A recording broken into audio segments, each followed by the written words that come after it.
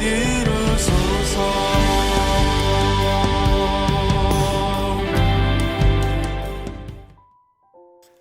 무형교회에서 유형교회로 오늘의 묵상입니다. 오늘도 말씀과 기도로 하루를 시작하고 마무리하는 그리스도인이 됩시다. 오늘은 창세기 18장 1절에서 5절까지 말씀을 묵상하겠습니다. 성경 말씀을 보겠습니다. 여호와께서 마므레의 상수리 나무들이 있는 곳에서 아브라함에게 나타나시니라.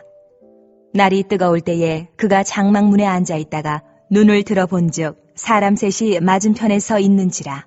그가 그들을 보자 곧 장막문에서 달려나가 영접하며 몸을 땅에 굽혀 이르되, 내 주여, 내가 주께 은혜를 입어 싸우면 원하건대 종을 떠나 지나가지 마시옵고 물을 조금 가져오게 하사 당신들의 발을 씻으시고 나무 아래에서 쉬소서. 내가 떡을 조금 가져오리니 당신들의 마음을 상쾌하게 하신 후에 지나가소서. 당신들이 종에게 오셨음이니이다. 그들이 이르되, 내 말대로 그리하라. 오늘 말씀에는 아브라함이 마므레의 상수리 나무들이 있는 곳에서 장막을 치고 그 문에 앉아 있었습니다. 그때는 대낮이며 날이 뜨거울 때였습니다. 조금만 움직여도 땀이 뻘뻘 나고 금방 지치는 더운 날씨였습니다. 그때 눈을 들어보니 사람 셋이 맞은편에 서 있는 것입니다. 바로 하나님께서 아브라함에게 찾아오신 것입니다. 아브라함은 뜨거운 날씨 속에서도 사라와 하인들과 함께 최선을 다해 음식을 장만하여 하나님을 대접하게 됩니다. 이 얼마나 힘들고 고생스러운 대접입니까? 가만히 있어도 땀이 줄줄 흐르는 더운 날씨에 떡을 만들고 송아지 요리를 하는 아브라함 식구들을 연상해 보십시오. 오늘 말씀을 들으면서 굳이 이렇게까지 하나님을 대접해야 할까라는 생각이 드십니까? 아니면 그래, 하나님께 이렇게 대접해야지 라는 생각이 드십니까? 오늘 말씀을 통해서 우리가 묵상해야 할 내용은 예배와 은혜라는 주제입니다.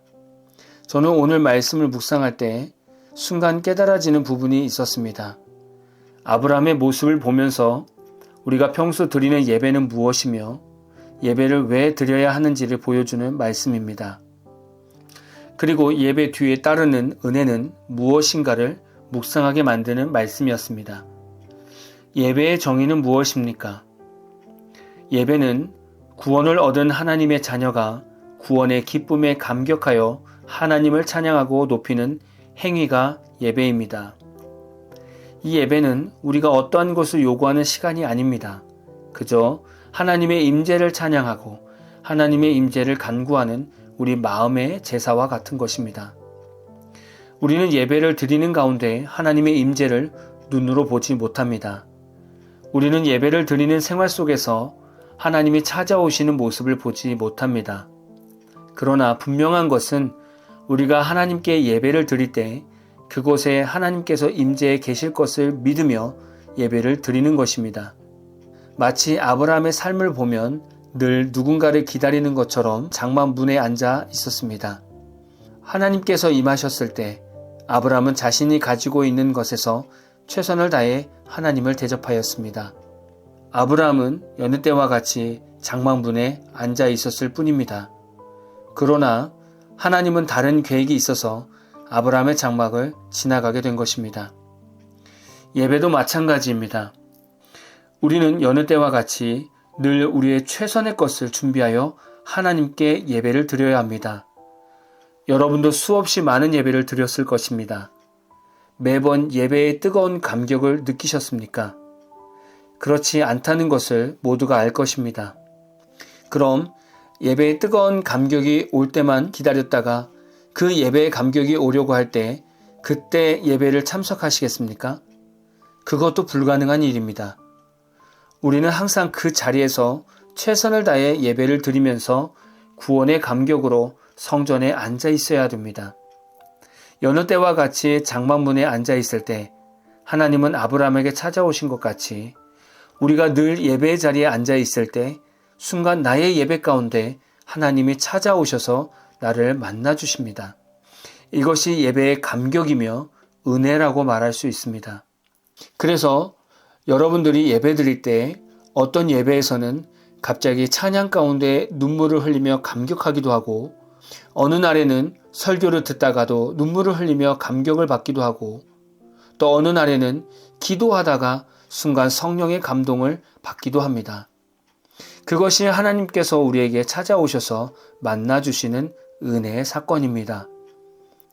그러나 중요한 것은 이렇게 하나님을 예배 가운데 만나는 사건이 있으려면 평소 그의 마음이 늘 하나님께 집중해 있어야 하나님의 임재를 경험하며 그것이 하나님이 나를 만나주신 은혜라는 것을 깨닫게 됩니다.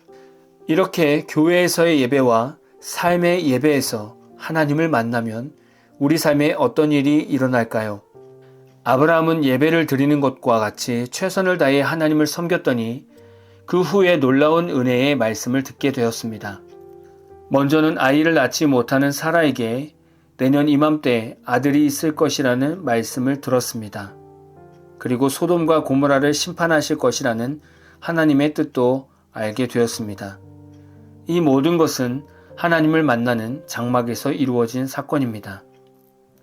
우리 삶에서 하나님의 은혜와 뜻을 알게 되는 것은 바로 최선을 다해 드리는 예배와 삶 속에서 하나님께 집중하는 삶의 예배가 있을 때입니다. 오늘날 우리의 예배 자세를 돌아보았으면 좋겠습니다. 목회자인 저부터 먼저 돌아보게 됩니다. 나는 참 예배자로 살고 있었는가를 돌아보는 말씀이었습니다. 우리의 예배 자세는 아브라함이 하나님을 보았을 때 그 더운 날씨에 최선을 다해 음식을 베풀듯이 우리도 어떤 날씨에도 예배를 드리기를 간절히 사모하며 살아가야 할 것입니다. 하나님을 만나고 싶으십니까? 정말 살아계신 하나님을 만나고 싶으십니까? 신앙생활을 수십 년을 했는데 살아계신 하나님을 만나지 못하셨습니까? 그럼 자신의 예배 자세를 돌아보십시오. 그리고 삶 속에서도 하나님께 집중하며 사는 예배의 삶도 돌아보십시오. 이 두 가지 예배가 되어 있지 않으면 지금도 예배 가운데 임재하시는 하나님을 보기가 쉽지 않을 것입니다. 하나님의 임재를 경험하지 못하는 예배로 살아가면 우리 안에 있는 은혜는 점점 떨어져서 이젠 빈 껍데기만 있는 형식적인 예배자로 주일을 맞이할 수 있습니다. 그러면 마음도 점점 답답해 올 것입니다. 혹시 예배를 드리면서 마음이 답답하십니까? 그럼 오늘 아브라함의 삶을 묵상해 보십시오. 내가 하나님을 대하는 태도를 생각해 보십시오. 그럼 많은 것들이 정리가 될 것입니다. 오늘 하루 나의 예배 자세를 돌아보는 한 날 되시기를 진심으로 기원합니다. 오늘 마무리 찬양은 아이자야 61의 삶의 예배라는 찬양입니다. 찬양 후에는 잔잔한 연주곡이 있습니다. 말씀을 생각하면서 기도하는 시간을 가져보십시오.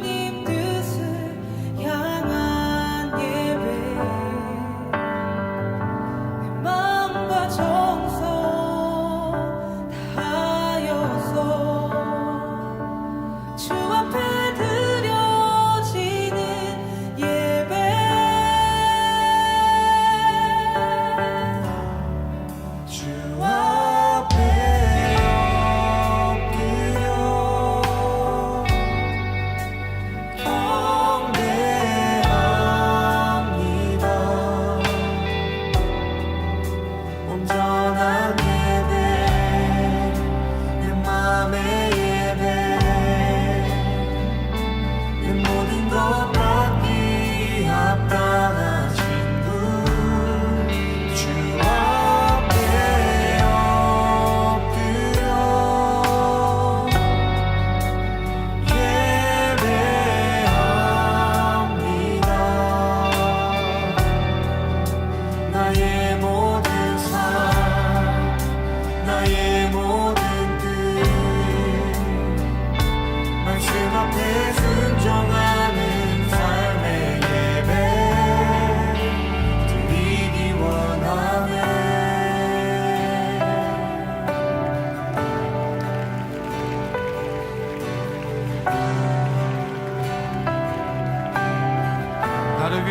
예배하니 나를 위한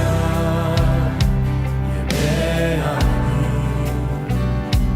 주님 뜻을 향한 예배 마음과 정성 다하여서 주 앞에 드려지는 예배